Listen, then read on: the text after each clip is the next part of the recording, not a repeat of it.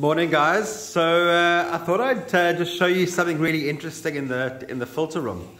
I've been away on holiday for a week, and the system has basically been running itself. Obviously we've been topping up with water because that's not linked to the system, but the flushing of the system is automated. So through the drum filter, it happens, and it's been going on its own. And the structure of this system is right in front here. I've got a settlement chamber, goes into a Profi drum, and from there it goes to a really big moving bed. Obviously I've switched everything off now because I'm filming. I've also switched a big bucky shower that I've got off as well. Just a note, everything in here is way bigger when you're in the room than it looks on the video. I think sometimes on these videos these things look a little bit smaller, and then when you see them in real life you realize what's actually happening. This is a 6,000 litre moving bed, and those bucky trays there are almost a meter squared. So that's the system. But what I've always had a problem with in this first tank is the settlement of food. And the reason I put this tank in first is because the piping, when it came into the filter room, didn't come in exactly the right place that I wanted.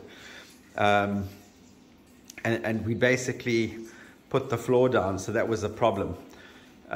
So the quick solution was make a settlement chamber and then have that flow to the moving bed. So good solution, and it works perfectly.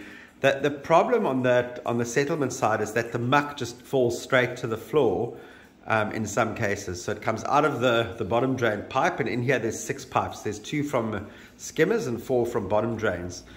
And sometimes it was food, sometimes it was waste, but there'd be a certain amount of settlement on the floor.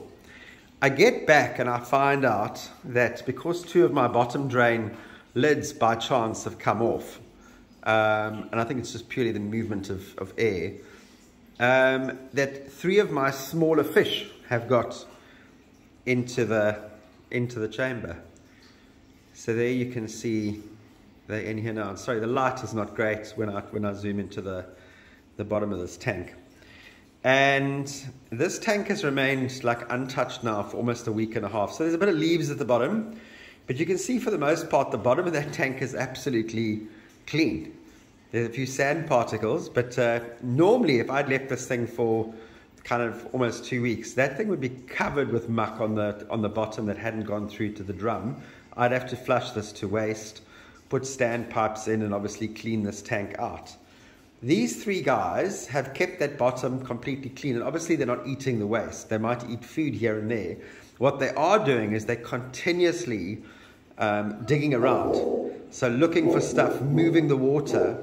So it's quite weird. It feels like I've actually got a solution to keep the bottom pretty clean. It's just by having a couple of mid-sized koi in here that just move stuff around.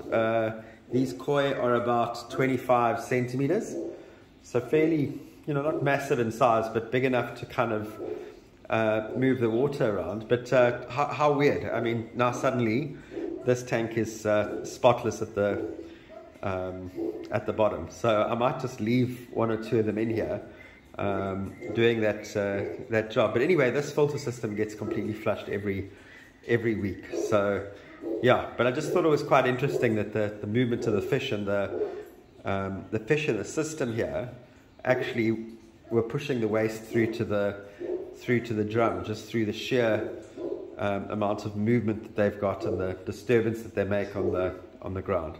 Anyway, I thought I'd just share that quickly because I thought it was really interesting. But yeah, thanks for watching, guys, and keep well. Cheers.